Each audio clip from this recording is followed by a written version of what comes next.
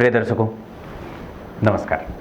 एक बार फिर से उपस्थित हूँ आप सबके सामने रविवार के कार्यक्रम में विश्लेषण जन्म कुंडली का। इस कार्यक्रम के अंतर्गत इस सप्ताह मैंने जिनकी कुंडली चुनी है, इनका नाम श्री हरि उपाध्याय। जो हमेशा आप लोग मेरे कमेंट में देखते होंगे, जो लिखते हैं ना वो शांताकारं भुजगशयनं पद्मनाभं सुरेशं विश्वाधारं गगनसदृशं मेघवर्णं शुभांगं लक्ष्मीकांतं कमलनयनं योगिर्विरधानगम्यं वंदे विष्णु भवभयहरणं सर्वलोकैकनाथम आदि आदि आदि आदि करके कितने श्लोक लिखते हैं और मेरे चैनल को शुद्ध और पवित्र करते रहते हैं कमेंट सेक्शन में।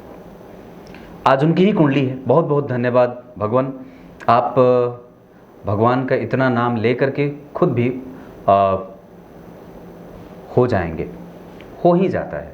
और दरअसल व्यक्ति होता है तभी वो नाम लेता है, अन्यथा जो नहीं होता उसको ना तो याद आती है और ना वो हो सकता है कोशिश करे तो। शुरू करते हैं आज का कार्यक्रम। कल सुअर वाली जो बात मैंने कही थी उस पर बहुत लोग हंसे थे, पर वो दर्शन बहुत उसका बड़ा है। वो जो तरीका है हमारे और आपके जीवन का, वो ऐसा ही होना चाहिए कि हम किसी भी चीज़ में उलझे नहीं, उसमें अनुरक्ति हमारी जो है वो उस तरीके की, और प्रवृत्ति जो है वो वाली ना हो, निवृत्ति वाली बात हो। आप उसमें उलझिए मत। ठीक है, बटोरना सही होता है, पर उसके खोने के डर से आप कभी भी चिंतित ना होइए। चलो कोई बात नहीं है, सब ठीक है और हमेशा ठीक रहता है। धनु लग्न की कुंडली आपकी बनी है और बहुत अच्छी बात है कि लगने से इन्होंने सवाल पूछा है आईएएस बन जाऊंगा या नहीं। वैसे एक बात बताऊं, अगर तो आपकी कुंडली में शिक्षकीय योग बहुत ज़्यादा अच्छा बना है। गुरु का मंगल को देखना, लग्न को भाग्य भाव के अधिपति का लग्न को देखना, गुरु का शुक्र को देखना, बुध का अष्टम भाव में कर्क राशि में बैठना और चंद्रमा का कुंभ राशि में होना, जिसके अधिपति गुरु जैसे ग्रह के साथ इस भाव से पापक ग्रह होकर के 3 घर आगे नीच के बने हैं। और गुरु जो देख रहे हैं वो लग्नेश होकर के 6वें भाव के अधिपति को देख रहे हैं। आपका अधिकार कोई आपसे छीनेगा नहीं और आप निश्चित रूप से जो आपके हिस्से की बात होगी वो आपका बना रहेगा, वो कोई आपसे छीन नहीं सकता। गुरु ने मंगल को देखा है जो आपकी कुंडली का पंचमेश है। पंचमेश पंचम भाव को देख रहे हैं, पंचम भाव के अधिपति मंगल, और एकादशवें में बैठ करके पंचम भाव को देख रहे हैं। ऐसी स्थिति में लाभ भाव तो प्रबुद्ध और मजबूत होगा ही, साथ ही साथ उसकी चौथी दृष्टि जो यहाँ पड़ेगी और यहाँ से ठीक आगे चंद्रमा का बैठना इस भाव को बलवान बनाए। इस भाव से ठीक 4 घर आगे गुरु का बैठना और इस भाव से ठीक 4 घर आगे शनि का बैठना। तो पैतृक संपत्ति का सुख कम है, हो सकता है कि जिम्मेदारी आपके पास पहले आ गई हो, या व्यक्ति को जिम्मेदार होना पड़ता है। कई बार आपके पास वो रिसोर्स उतना बढ़िया मजबूत वाला नहीं होता, मतलब जिम्मेदारियों का बोझ रहता है। सूर्य लग्न को है, व्यक्ति चिंता बेवजह की भी करेगा। बेवजह की चिंता, सरकारी नौकरी का लोभ, लालच और माथे का दर्द, हेडेक होती है, पेट की परेशानियां, लिवर वगैरह की समस्याएं, माथे का दर्द। और सरकारी नौकरी का योग यहाँ है पर थोड़ा कमज़ोर है क्योंकि शनि नीच के हैं। वस्तुतः उनका नीचभंग हुआ है, पर सूर्य खुद जो है वो एक ऐसे ग्रह की राशि में बैठे जो इस कुंडली के लिए बाधकेश होता है। मतलब मिथुन या धनु या कन्या या मीन लग्न की कुंडली के लिए सप्तम भाव बाधक ग्रह बना, तो बाधकेश किसको परेशान कर रहा है? वो जाके सप्तमेश अष्टम भाव में, और अष्टम भाव के अधिपति जन्म कुंडली के तृतीय में। इस वजह से रिसर्च वाला क्षेत्र जो है वो विपरीत परिस्थिति तो बना रहा है, पर बाकी के ग्रहों का जो सपोर्ट हो रहा है वो आपके पक्ष में आ रहा है। धनु लग्न वस्तुतः व्यक्ति जो है वो प्रशासनिक सेवाओं में जाने के लिए मंगल का तुला राशि में बैठना और शुक्र का सिंह राशि में बैठना जैसे स्थिति बन रही है, वो थोड़ी सी उतनी बढ़िया वाली बात नहीं होगी। हालांकि लाभ भाव के अधिपति का भाग्य में जाना अच्छा होगा। लाभेश शुक्र और लाभ भाव दोनों गुरु से देखे जा रहे हैं, जो कि लग्नेश होकर के व्यक्ति को कृतज्ञ, पूजा पाठ, मंत्र, ध्यान और धारणा, योग, योगाभ्यास, मंत्र सिद्ध करना, अपने प्रभाव को लेकर के बहुत ज़्यादा जो है वो वैचारिक होना, मतभेदी नहीं होना, निर्वैरी होना, किसी में बहुत ज़्यादा जो है वो चिपकने वाली बात नहीं है और बहुत ही ज़्यादा शुद्ध और निमग्न होता है। इसके अतिरिक्त परमात्मा को अपने आप से ज़्यादा वो परमात्मा पे भरोसा करता है। समाज में देने की बात पे वो अडिग रहता है और वो देता भी है, क्योंकि गुरु भाग्य भाव को देख रहे हैं, भाग्य भाव के अधिपति लग्न को देख रहे हैं। इस वजह से धर्म और भाग्य दोनों का समावेश जीवन में होता रहेगा। और कर्म क्षेत्र में ये कन्फ्यूज़न आपकी कुंडली में बन रहा है। राहु और चंद्रमा, सूर्य धनु के लग्न पे प्रभाव यहाँ भी, लग्न पे प्रभाव यहाँ भी गुरु का प्रभाव सूर्य को दिखा रहा है। यहाँ पे शनि उच्च के, यहाँ शुक्र, और यहाँ पे राहु का प्रभाव लग्न पे, शुक्र का प्रभाव लग्न पे। चंद्रमा का दाम्पत्य तो ठीक है, उसमें तो कोई गड़बड़ी नहीं है, दाम्पत्य वाला क्षेत्र बहुत अच्छा बना है। और एक बात बता दूं तो आपकी कुंडली में छठवें भाव के अधिपति जन्म कुंडली में चतुर्थ में बैठे हैं, ऐसी स्थिति में सरकारी नौकरी का योग बनेगा। चतुर्थ भाव के अधिपति गुरु और छठवें भाव के अधिपति शुक्र, गुरु ने शुक्र को देखा है, यहां से भी सरकारी नौकरी के योग बनते हैं। लग्न पे सूर्य की दृष्टि भी सरकारी नौकरी का योग बनाती है और पदस्थ अधिकारी का योग बनाती है। दशम भाव के अधिपति का अष्टम में जाना और केतु से दृष्ट होकर के अनुभवी हो जाना भी ठीक होगा। मंगल की दृष्टि यहाँ के लिए बहुत अच्छी, यहाँ के लिए बहुत अच्छी, और यहाँ के लिए साहसी बनाने वाली, स्थिर होकर के व्यक्ति जो होता है वो कभी भी उतावला नहीं होता, उतावला नहीं होता। हालांकि उसके काम जो हैं वो विलंब से थोड़े से परिणाम अवश्य करेंगे, क्योंकि लग्नेश जब किसी मंद ग्रह के साथ बैठेगा या जब उस पर किसी भी पापक ग्रह के प्रभाव की स्थिति बढ़ेगी और विपरीत योग बने हों कुंडली में, तो थोड़ी गड़बड़ी होती है। और एक और भी बात है जो आपकी कुंडली को थोड़ी सी कमज़ोरी में लेके जाएगा। जैसे अभी जो दशा चल रही है वो आपकी कुंडली में वो शनि की दशा चल रही है, और आपकी कुंडली के लिए शनि बड़े ही सामान्य ग्रह के रूप में जाने जाते हैं। बड़े ही ध्यान से समझिएगा, आपकी कुंडली के लिए शनि बड़े ही सामान्य ग्रह के रूप में जाने जाते हैं। आपका जन्म ज्येष्ठ माह में हुआ है, अपने जन्म स्थान से आपको दूर जाना चाहिए और धीर गंभीर होकर के ही आपका जीवन चलेगा। आप कभी भी, हालांकि आपके पास एक बहुत अच्छा स्वभाव ये है जिसको कि आप विकसित कर सकते हैं, और वो ये है कि आप क्रोध को दमित कर देते हैं, दबा देना, ये आप में एक अच्छी क्वालिटी है। दक्षिणायन में जन्मे हैं, पिता के साथ संबंध और अपना आत्मविश्वास ये कभी कमज़ोर ना हो। वर्षा ऋतु में जन्मे हैं, बुद्धिमान हैं आप, विचारों की उत्पादक क्षमता बड़ी अच्छी है और तीव्र है। रविवार को जन्मे हैं तो गोराई अच्छी है, लंबाई अच्छी है, कमर भी ठीक ठाक, सीना चौड़ा और बेहतर, सुडौल शरीर बहुत ही मजबूती से काया को रखने वाला होता है। कृष्ण पक्ष के षष्ठी तिथि के जो चंद्रमा होते हैं वो पापक नहीं होते, शुभग्रह होते हैं। ऐसी अवस्था में व्यक्ति का प्रभाव बड़ा ही विलक्षण होता है, और निश्चित रूप से जो कृष्ण पक्ष के षष्ठी तिथि के चंद्रमा होते हैं वो पापक नहीं होते तो शुभग्रह होते हैं। तो यहाँ भी आपकी कुंडली में जो बात बनेगी वो निश्चित रूप से आपके लिए लाभदायक होगी, और सरकारी क्षेत्र में लाभ के लिए बड़े ही अच्छे जो हैं वो योग बनेंगे। गुरु के नक्षत्र में जन्मे होने से सौभाग्यशालिता का वर मिलेगा, और आपके पास मेहनत करने का प्राबल्य है, मेहनत करेंगे। और एक जो अच्छी बात यह है कि आप हमेशा ही चीज़ों को लेकर के कंट्रीब्यूट करना चाहते हैं, देना चाहते हैं। आपके पास एक बड़ी अच्छी बात है कि आप निश्चित रूप से जब सभी लोग आपसे पूछते हैं तब जाकर के आपको ये बात होती है कि मुझे मिलेगा या नहीं मिलेगा, तब जाकर के आप थोड़े परेशान होते हैं, अन्यथा आप अपने आप में ही मस्त और मगन रहने वाले हैं। धनु लग्न की स्थितियां जो होती हैं वो चारित्रिक रूप से कभी कमज़ोर नहीं होता, चरित्रवान होता है, कर्मठ होता है। लक्ष्य को देख करके उसको बहुत ज़्यादा घबराहट नहीं होती, क्योंकि वो चिरंतन सुख की तरफ ज़्यादा देखता है। उसको भौतिकीय लक्षणों से युक्त न देख करके परमात्म तत्व और आत्म तत्व और वेद वेदांगों में उसके अध्ययन की स्थितियाँ बड़ी ज़्यादा होती हैं। उसको समझने के लिए बड़े ही उच्चतम स्तर तक व्यक्ति को जाना पड़ता है। सामान्य लग्न के लोगों से वो बस के बाहर की बात है कि कोई धनु लग्न के व्यक्ति के मनसा को समझ सके। वस्तुतः धनु लग्न वाले बनते बड़े अच्छे हैं, होते भी अच्छे हैं, पर अगर बिगड़ जाते हैं तो उनको संभालना बड़ा मुश्किल होता है। धनु लग्न की सबसे अच्छी और पवित्र बात यह होती है कि वो मंत्री पद या मंत्री बनने के योग्य होते हैं। सरकार से, लोगों से, समाज से, वैचारिक रूप से उनकी उन्नति बड़ी अच्छी और बड़ी ही गतिशील होती है। ऐसी अवस्था में वो साधु बन जाए, पंडित हो जाए, मठ का अधिपति बन जाए, मंदिर का पुजारी हो जाए, वेद वेदांग को जानने वाला हो जाए, उपनिषदों का जानकार हो जाए, ब्रह्मसूत्र की व्याख्या जानकार और उसकी जानकारी रखने वाला हो जाए, दार्शनिक हो जाए, अलग जीवन को अलग तरीके से देखने वाला हो जाए।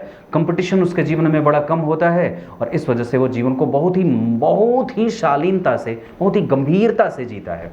यहाँ गुरु जो होते हैं वो बड़े ही विलक्षण बना देते हैं जातक को, जहाँ उसकी प्रतियोगिता किसी से नहीं होती और वो कभी भी अपनी चाल किसी दूसरे को देख करके बदलने की कोशिश नहीं करता है। धनु लग्न के लोगों की सबसे अच्छी बात होती है कि वो निरंतर ही अपनी गति पे भरोसा करते हैं, अपने हिसाब से जीवन को जीना चाहते हैं। हस्तक्षेप उन्हें थोड़ा कठोर लगता है और कोमल स्वभाव के होते हैं। लंबी चौड़ी भुजाएं होती हैं, भूरे बाल, भूरे नेत्र, भूरी शाखाएं और बड़े ही बलिष्ठ, लंबे हों, चौड़े हों, कद काठी अच्छी होती है। अगर गुरु अच्छे हों, जैसे कि इनकी कुंडली में गुरु नीच के शनि के साथ बैठे हैं, थोड़ा सांवला होता है, डल होता है। और गुरु शनि के साथ जब बैठेंगे तो धन भाव के अधिपति के साथ और पराक्रम भाव के अधिपति के साथ बैठेंगे तो अब यहाँ पे आपकी मेहनत बढ़ेगी। अब आपको यहाँ मेहनत करना पड़ेगा और उस पर मंगल का स्वभाव पड़ेगा।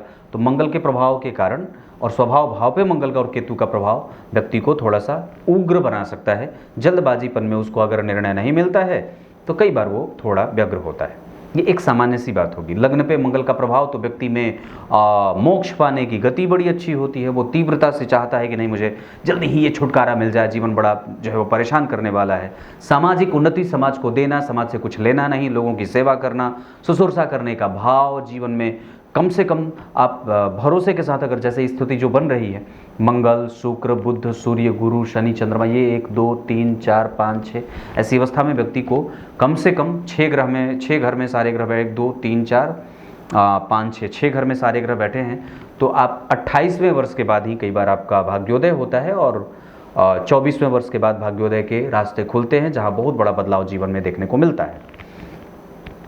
कन्फ्यूजन मत रखिएगा, आत्मबल बना करके रखिए। आप धार्मिक हैं, नैतिक तत्वों से युक्त हैं, प्रैक्टिकल आपके पास बहुत अच्छा है। जीवन को जीने का तरीका बड़े ही मार्मिक तरीके से किसी भी चीज़ की व्याख्यान करता है। उसके जीवन में संतुलित होने का भाव बड़ा अच्छा होता है। वो कभी भी किसी चीज़ को लेकर के जल्दबाजीपन में नहीं रहता, आराम से जीता है। कारण क्योंकि लग्न के अधिपति जन्म कुंडली में शनि के साथ बैठे हैं और लग्नेश अगर गुरु को देखें, लग्नेश अगर शुक्र के द्वारा देखे जाएं, लग्नेश अगर शुक्र को देख रहे होंगे, ऐसी स्थिति में तो लग्न के अधिपति लाभ भाव के अधिपति को देख रहे हैं और लग्न के अधिपति पे 12वें भाव के अधिपति मंगल और नीच के शनि का प्रभाव लग्न के प्रभाव को थोड़े से कमजोरीपन में लेके जाएगा। हालांकि यहाँ पे मंगल बिल्कुल ही कारक होते हैं, गुरु यहाँ कारक होते हैं, सूर्य यहाँ कारक होते हैं, शुक्र यहाँ जो होते हैं वो कमज़ोरी से निर्णय देने वाले होते हैं। इस कुंडली में बुध जो होते हैं वो बाधक हो जाते हैं। ये सब स्थितियाँ, शनि इस कुंडली के लिए सामान्य ग्रह के रूप में परिभाषित किए जाते हैं। ये आपकी कुंडली में ग्रह स्थिति है। मूल नक्षत्र का लग्न बना है, इस वजह से आरंभ जो है वो थोड़े मशक्क़त से बीतने वाले के बाद में जाकर के व्यक्ति बहुत अच्छी स्थिति में चला जाता है। चिंता मत करिए। अभी आपको लाजवर्त पढ़ना चाहिए 2030 के 9वें महीने तक। बजरंग बली के हनुमान चालीसा का पाठ, बजरंग बली के मंदिर का दर्शन, उनके प्रति कृतज्ञता रखिए। आप कृतज्ञ हैं, देश सेवा के प्रति आपका भाव, जो आपने सवाल पूछा है। आप तो मेरे कार्यक्रम देखते भी होंगे, कमेंट तो रोज दिन करते हैं, तो कृतज्ञता आप में है। लग्न के अधिपति का पंचम में जाना ये व्यक्ति को कृतज्ञ और देश सेवा के लिए समर्पित करता है। एक बड़ी अच्छी बात बताता हूँ, आप अगर IAS IPS में जाना चाहते हैं तो स्टेट PCS की तैयारी करिए और दूसरे नंबर पे IPS योग आपकी कुंडली में है, क्योंकि आपकी कुंडली में तीसरा भाव जो है वो थोड़ा कमज़ोर अगर नहीं होता तो और भी ज़्यादा वो प्रबल हो जाता, ये बात है। और लग्नेश अगर तीसरे भाव के अधिपति के साथ युति नहीं करते तो वो और भी ज़्यादा मजबूत हो जाती है। लेकिन ये सूर्य उनका नीचभंग कर रहे हैं पर बहुत अच्छी स्थिति वाली नहीं है। अगर साथ बैठ जाते तो आनंद आता। वैसे एक बात ये भी कहूँगा कि पंचम भाव में जाकर के नीच हुए हैं तो फिर भी कुछ न कुछ तो दे ही देंगे। सरकारी क्षेत्र का जो लालच है, सरकारी क्षेत्र में अगर जो सफलता मिलेगी और आपकी कुंडली में 80 से 90% तक हाँ सरकारी क्षेत्र में सफलता के योग बनते हैं। क्लियर है? नवमांश कुंडली बहुत अच्छी बनी है, इसको लेकर के कभी भी परेशान मत होइएगा। कम्युनिकेशन गैप ना हो, रिसर्च क्षेत्र ठीक है। आप कुंडली में अगर आपकी कुंडली में मंगल की दशा भी अच्छी जाएगी, घबराहट वाली नहीं है। सूर्य की दशाएं कोई भी आपकी कुंडली में कमज़ोर नहीं है, बस ये शनि के दशा के कारण ही आप जो है वो उलझे हुए हैं और आपका काम थोड़ा रुक रहा है। दरअसल आपका जो डेली बेसिस है वो थोड़ा कमज़ोर है, आपका डेली रूटीन बाधित हो रहा है और आप उस तरीके से उभर करके सामने नहीं आ पा रहे हैं। जैसे होता है ना, जैसे व्यक्ति ऐसा महसूस करता है कि मुझे कोई चीज़ है जो रोक रही है, तो ये सूर्य की उपासना नहीं करने के कारण ऐसा हो रहा है। आप राम रक्षा स्तोत्र का पाठ पढ़ा करिए प्रत्येक दिन, गणपति अथर्वशीर्ष का पाठ पढ़ा करिए, और प्रत्येक दिन गणेश संकटनाशक स्तोत्र का पाठ किया करिए, तीनों प्रत्येक दिन। और रविवार को बिल्कुल ही नमक बंद, टोटल एकदम 100%। ये आपकी कुंडली है। माता और पिता का सुख आपकी कुंडली में अगर मैं देखूंगा तो आपकी कुंडली में माता और पिता दोनों ही थोड़े थोड़े बीमार दिख रहे हैं, उनका ख्याल रखना आवश्यक होगा। वैसे आपकी कुंडली में माता का प्रेम बहुत बढ़िया है, पिता का स्वभाव थोड़ा सा जो है वो चंचलात्मक हो सकता है, थोड़े कभी कभी वो आपको लेकर के पॉजिटिव ज़्यादा हैं और आपकी चिंता ज़्यादा करते हैं। इस वजह से उनके कारण अपने आप को कभी भी परेशान मत करिएगा। अगर वो बहुत ज़्यादा चिंतित व्यथित होते होंगे फिर भी आप जो है वो उसका असर आप पे नहीं पड़ना चाहिए, नहीं तो आप ज़्यादा दबाव में आ जाएंगे और यही आपको फिर परेशान कर देगी। ऐसा नहीं होना चाहिए। भाग्य आपके पास है, आपके पास प्राप्त होने की स्थिति बड़ी अच्छी है। कई जगह से आपकी कुंडली में योग बने हुए हैं, शनि मंगल हैं। थोड़ा रुक रुक करके चलिएगा, जल्दबाजी मत करिएगा। एक्सीडेंट वगैरह के योग तो नहीं है, पर हाँ आपकी कुंडली में माता जी के स्वास्थ्य में समस्याएं देख रहा हूँ। और दूसरे नंबर पे आपकी वाणी भी जो है वो बड़ी ही टेक्नोलॉजी वाली है और तकनीकी जानकारी आपके पास है, चपलता है आपके पास, ये ठीक है। हालांकि शुक्र जो है वो नीचा विलासी हो रहे हैं, इस वजह से आपको प्रतियोगिता में थोड़ी सी दिक्कत हो सकती है। इस वजह से ही विलंब के योग भी बन रहे हैं, क्योंकि अभी दशा भी उस तरीके वाली नहीं है, ये बात है। लग्न के अधिपति का पंचम में जाना बहुत अच्छा। धन के अधिपति का अपने भाव से चतुर्थ में नीच का होना थोड़ा कमज़ोर। तृतीय भाव के अधिपति का नीच का होना कमज़ोर और मेहनत का फल देर से देना। चतुर्थ भाव के अधिपति का पंचम में जाना, पिता माता का सुख और सुख मिल जाता है। छठवें भाव के अधिपति का ये ठीक होगा, आपका अधिकार और आपका कर्तव्य आपको पता है और कोई भी आपको हरा नहीं सकता, ये भी बात है। सातवें भाव के अधिपति जन्म कुंडली में बुध हैं। आपको बार बार एनालिटिकल वे में तैयारी करनी चाहिए, एनालाइज करिए, चीज़ों को बार बार पढ़िए, रिपीटिशन आवश्यक है और जो पढ़ रहे हैं उसको वक्त दीजिए। टेबल पे बैठने से पहले कई बार चीज़ें होती हैं कि ये पढ़ जाऊंगा, पर बैठने के बाद कहीं और उसका दिमाग चला जाता है, ये मत होने दीजिएगा। बहुत ज़्यादा चिंता करने की कोई आवश्यकता नहीं है। चिंतन करिए, मनन करिए, अध्ययन करिए, मंत्रों का जप करिए। मंत्रों के जप से व्यक्ति जो है वो यांत्रिक गतिविधि की तरफ जो होता है वो लीन होता है और उसके बाद वो महायंत्र का निर्माण कर देता है। तो आप अगर मंत्र का जप करेंगे, स्तोत्र पाठ वगैरह करेंगे तो निश्चित रूप से जो है वो बड़ा लाभ करेगा। नवम भाव के अधिपति का जन्म कुंडली में लग्न को देखना, धर्म और भाग्य दोनों आपके पास है, तो पूर्वजों का आशीर्वाद है, उसको लेकर के कभी भी व्यथा में रहने की कोई आवश्यकता नहीं है। पिताजी के स्वास्थ्य का ध्यान रखिएगा, ये बात मैं बार बार बोल रहा हूँ। और दसम भाव के अधिपति का अष्टम में राहु के साथ जाना, थोड़ी सी कमजोरी पर बर्बरता व्यक्ति के पास रहती है। वो अपने लक्ष्य को लेकर के बड़ा ही कामातुर होता है और उसको पूरा करने का लक्ष्य भी उसके पास होता है और वो निश्चित रूप से पा भी लेता है। एकादशवें भाव के अधिपति का भाग्य में जाना, ये बहुत व्यक्ति को महाभाग्यशाली, महालाभकारी, महाधनी योग बनाए। 12वें के अधिपति का नवम में, एकादशवें में जाना अच्छा माना जाता है। भाग्य भंग योग तो लगता है, तो यहाँ पे लाभ योग बनेगा। लाभेश या लाभ भाव के अधिपति का जन्म कुंडली में भाग्य में जाना और मंगल की दृष्टि हर जगह अच्छी जा रही है, इस भाव को छोड़ करके थोड़ी सी ऐसे। अब आपको मैं आपकी कुंडली में कुछ और भी चीज़ें बता देता हूँ कि ग्रह कैसे परिणाम करेंगे। जैसे गुरु, शनि, शुक्र और जो आपका लग्न है, ये आपको थोड़ी जल्दबाजी में रखेगा। वैसे गुरु और शनि आपकी कुंडली में हमेशा अच्छे परिणाम करते देखे जाएंगे और निश्चित रूप से शनि के ही कारण गुरु का प्रभाव भी थोड़ा कमज़ोर हो रहा है। वैसे एक बात बड़ी अच्छी है कि शनि का यहाँ पे बल बढ़ जाता है। जब गुरु शनि के साथ बैठते हैं तो शनि का बल बढ़ जाता है और शुक्र आपकी कुंडली में थोड़े कमजोरीपन से भाग्य का लाभ कमजोर कर रहे हैं। केतु आपकी कुंडली में ठीक है। मंगल, चंद्रमा और सूर्य में से चंद्रमा का प्रभाव थोड़ा कमजोर होगा, बाकी मंगल और सूर्य आपकी कुंडली के लिए एस्टैब्लिशमेंट देंगे और आपको बहुआयामी बनाएंगे। दरअसल आप चिंता ज़्यादा करते हैं और किसी भी बात पे बहुत ज़्यादा देर तक सोचते हैं, कोई भी बात आपसे छूटती नहीं है जल्दी। तो इस चीज़ से अपने आप को जितने जल्दी हो सके मुक्त करिए। मैंने कही बात, निर्वैरी हो जाइए बहुत ज़्यादा, कोई आवश्यक, क्योंकि IAS वाले भी मरते ही हैं, ऐसा नहीं है कि वो अमर हो जाते हैं। तो अभी देखिए कौन मरा, ब्रिटेन की वो मरी थी ना, वो क्या नाम है उनका, कोई था, कोई है ना, वो पता नहीं, तो वो मरी थी, मर गई, कहानी खत्म हो गई बात। तो वो भी मर गई, अभी मर जाएंगे, मैं भी मर जाऊं, कौन जीने आया है। तो यहाँ पे ये बात है, तो उसको लेकर के बहुत ज़्यादा चिंतित होने की आवश्यकता नहीं है। ऑप्शन में आप अगर आईएएस बनने का ई के बाद अगर आईपीएस योग आपकी कुंडली में मैं ज़्यादा कहूँगा, मंगल का प्रभाव है अच्छा सा, षडबल में भी ठीक है, वो बल भी उनके पास बहुत बढ़िया देख रहा हूँ, षडबल में दिन बल में विंशोपक बल उनके पास बहुत बढ़िया है। अब मंगल तत्वतः भी बहुत अच्छे बैठे हैं और बुध राहु का प्रभाव भी ठीक है। मैं एक बात कहूँगा तो आपकी कुंडली में योग व चीज़ें ठीक हो रही हैं, बुध का प्रभाव अच्छा है, आपकी एक्सप्लेनेशन क्षमता बहुत अच्छी है, राइटिंग बड़ी अच्छी होनी चाहिए, रिप्रेजेंटेशन बहुत अच्छा होना चाहिए, पर वो कभी कभी आपका शत्रु हो जाता है और वक्त पे काम नहीं आता, ये बात भी दिख रही है। वैसे शनि आपकी कुंडली में अवस्थागत उनकी जो स्थिति है, वो जो डिग्री में है, वो जिस स्थिति में बैठे हैं वो वृद्ध हो रहे हैं, इस वजह से कई बार व्यक्ति को वो काम उतना नहीं देते। तो बजरंगबली की पूजा मैंने जो बताई है वो करना चाहिए। पीपल के वृक्ष का जो है वो परिक्रमा अगर हो जाए तो अवश्य कर लेना चाहिए, ये इतनी सी बात है। आपकी कुंडली के लिए दिन वार नक्षत्र बता दूं, मैं आपको एक बात बताता हूँ।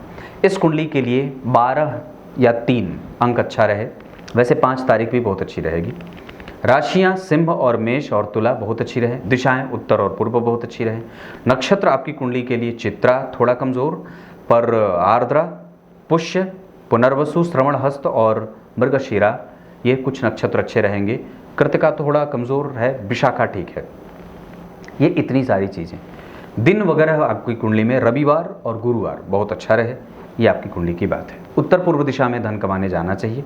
वैसे आपकी कुंडली में धन कमाने का योग दक्षिण दिशा भी बहुत बढ़िया रहे या दक्षिण पूर्व दिशा भी बहुत अच्छा रहे, आग्नेय कोण ये भी बनता है।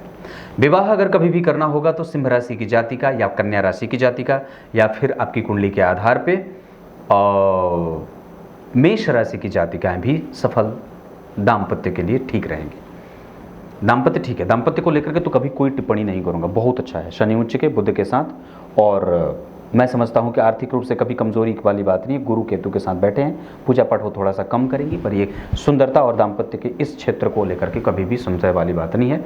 शनि की दृष्टि है, इस वजह से कई बार व्यक्ति जो होता है वो थोड़ा चपल नेत्रों का होता है ऐसा, तो आप भी देख लीजिएगा और उनको भी देख लीजिएगा।